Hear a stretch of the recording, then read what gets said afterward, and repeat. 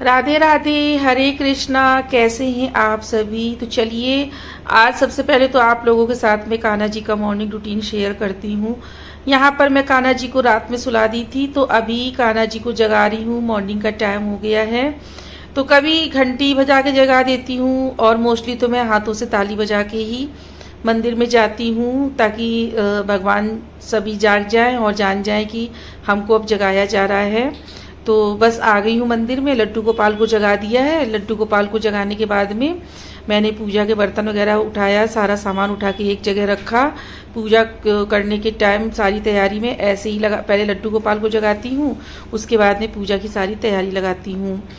तो अभी यहाँ पर देखिए, मैंने ना लड्डू गोपाल उठ के थोड़ा टहल वहल लिए हैं और मंदिर को क्लीन वगैरह किया है मैंने। साथ में एक बर्तन जल भर के रख लेती हूँ, उसमें गंगा जल मिला देती हूँ। गंगा जल मिलाने के बाद में सबसे पहले मंदिर में शुद्धिकरण करती हूँ, क्योंकि भगवान जी को सुलाते हैं फिर जगाते हैं, और दूसरे दिन सवेरे जब पूरा घर साफ सुथरा करते हैं तो मंदिर का भी शुद्धिकरण और साफ सुथरा करना बहुत ज़रूरी होता है। तो यहाँ पर देखिए, मैंने ना पहले तो एक कपड़े से सारे देवी देवताओं को अच्छे से साफ कर लिया है और लड्डू गोपाल को स्नान कराऊंगी। जो भी विग्रह स्नान कराने के लिए हैं मेरे पास में, उनको स्नान कराती हूँ। माता रानी का विग्रह है स्नान कराने के लिए, लेकिन माता रानी के विग्रह को डेली स्नान नहीं कराया जाता है। जैसे आप या तो कोई एक दिन बाद बना लीजिए संडे करके, या फिर 15 दिन का नियम बना लीजिए, और या फिर आप पूर्णमासी का मतलब ऐसे एक दिन बना लीजिए कि पूर्णमासी के पूर्णमासी आपको स्नान कराना है, या फिर आप फिर 30 त्यौहार करके, जब भी कोई 30 त्यौहार हो तो फिर स्नान कराना है। तो डेली में मैं सिर्फ लड्डू गोपाल के विग्रह को स्नान कराती हूँ। तो यहाँ पर देखिए, लड्डू गोपाल को जब भी स्नान कराए ना, तो आप तुलसी दल रख लीजिए, या फिर आपके भाव हैं आप अपने हिसाब से कर लीजिए, जैसे भी। मतलब ऐसा कोई एक पर्टिकुलर नियम नहीं होता है कि आपको यही फॉलो करना है। बस जब भी स्नान कराए लड्डू गोपाल को, राधे राधे या कुछ भी बोलते रहें, या कोई सुंदर सा भजन कान्हा जी का और गाते रहें। तो यहाँ पर मेरे पास भी एक बहुत ही छोटे से लड्डू गोपाल का विग्रह था, जो मैंने अपनी शादी के बाद में लिया हुआ था, तो उनको भी स्नान करा देती हूँ। पहले तो मैंने इन्हें मंदिर में नहीं रखा था, जन्माष्टमी में रखती थी, लेकिन अब मैं इन्हें परमानेंट रखती हूँ, तो परमानेंट स्नान भी कराती हूँ। तो यहाँ पर देखिए, अपने लल्ला को यहाँ पे मैंने स्नान करा लिया है। इनको अच्छे से पोंछ के फिर इनको मैं लंगोट वगैरह पहनाऊंगी और इनको फिर तैयार करूंगी मैं। अभी जन्माष्टमी में मैंने ये जो फूल बंगला वगैरह लगाया हुआ था ना, तो अभी ये मैं 1-2 दिन बाद ये हटा दूंगी। क्या रहता है ना, इससे मंदिर बहुत ज़्यादा बड़ा बड़ा सा रहता है, और फिर परमानेंट वही सब चीज़ें, तो कभी कुछ स्पेशल करने का मन हो तो वो बात नहीं आती है। देखिए, लड्डू गोपाल को मैंने राधे राधे वाली ये वाली ड्रेस पहनाई हुई है, और इसमें बहुत ज़्यादा कंफर्टेबल रहते हैं। आजकल ना बड़ी उमस वाली गर्मी है, तो जब हम लोग परेशान हो रहे हैं तो हमारे लल्ला भी तो परेशान होते हैं। हाथों में इनको कड़े पहना दूंगी और बस इनका श्रृंगार कर दूंगी, इनको हार वगैरह पहना दूंगी और बस बाल लगा के और मुकुट लगा दूंगी। देखिए कितने सुंदर लगने लगे हमारे कान्हा जी।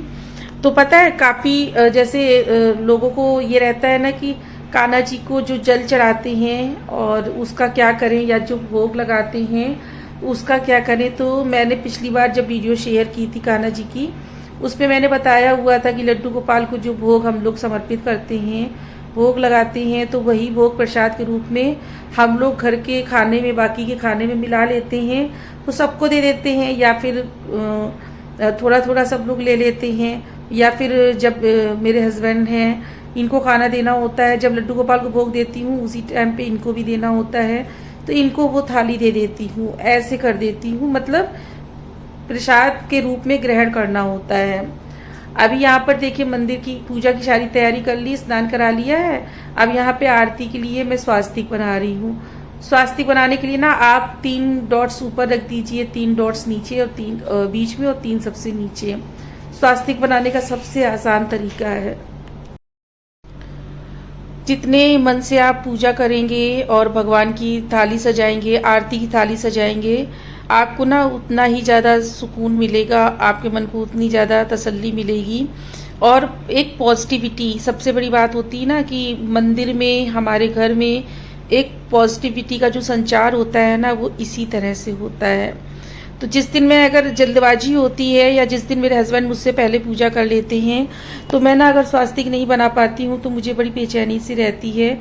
मुझे इस तरह से पूरा सब सजा के अच्छे से पूजा पाठ करो ना तो मन को बहुत सुकून मिलता है, बहुत शांति मिलती है।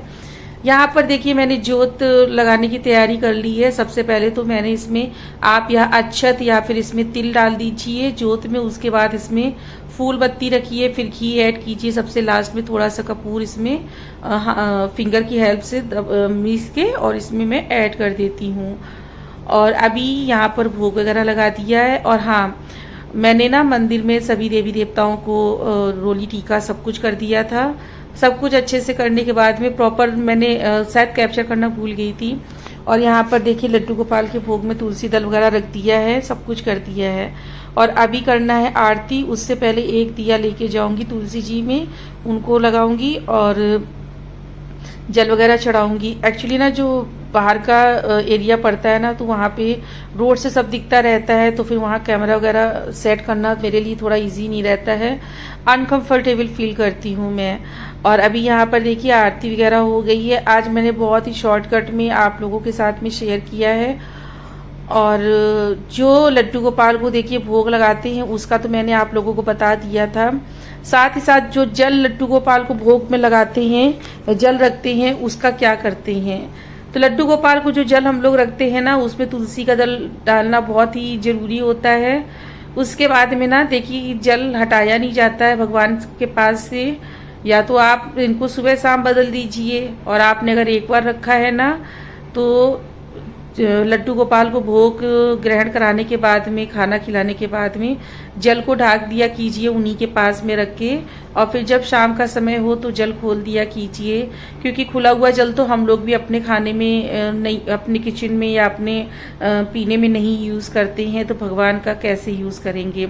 इसके बाद में बात आती है कि फिर ये इसके बाद इसका क्या करें। तो इसके बाद में ना जब नेक्स्ट डे मॉर्निंग में ये जल यहाँ से हटाते हैं तो ढका हुआ जल है तो इसको आप खुद प्रसाद के रूप में ग्रहण कर लीजिए, कोई दिक्कत नहीं है, भगवान का प्रसाद है। और अगर आप इसको ढक कर नहीं रखते हैं तो आप इसको पेड़ पौधों में, गमलों में डाल दीजिए। और मैं तो यही करती हूँ कि मैं ये जल प्रसाद के रूप में अपने घर के पानी में जो हम लोग पीते हैं ना उसमें मिला लेते हैं, या फिर जब अगर ढक के नहीं रख रहे हैं तो फिर पेड़ पौधों में डाल देते हैं इस तरह से। बाकी देखिए सब आपके भाव हैं, आप किस तरह से और कितना सामर्थ्य है पूजा पाठ करने में।